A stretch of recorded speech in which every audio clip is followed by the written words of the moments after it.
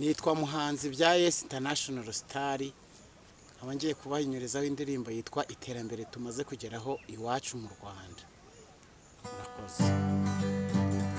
Abanyarwanda twamenye ubwenge, twiha agaciro, twatojwe n'intore.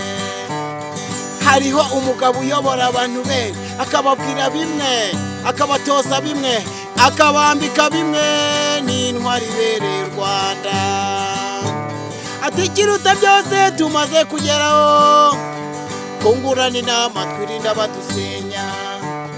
Iterambere tumaze kugeraho hano iwacu mu Rwanda. Turangwa n'ubutwari, duhorana ubutwari, dukorera hamwe.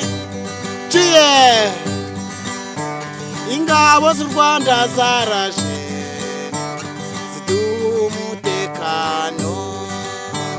Twishimira uyu munsi, dushimira intwari zacu zadukuye ahabishye, zidushira aho twishira. Duharanira ibyiza kugira ngo tube intwari, aho tugeze tubikesha intwari zitanze zaharaniye ibyiza kugira ngo twibohore. Nubwo zimwe muri zo zitabyimana rurema, witahire ku Mana muzagereye amahoro. Muzadusabira imigisha natwe abasigaye, tuzahora tubibuka ubutwari mwahoranye.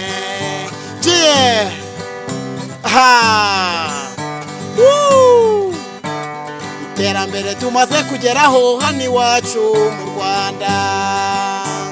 Turangwa n'ubutwari, duhorana ubutwari, dukorera hamwe. Ingabo z'u Rwanda zaraje ziduha umutekano.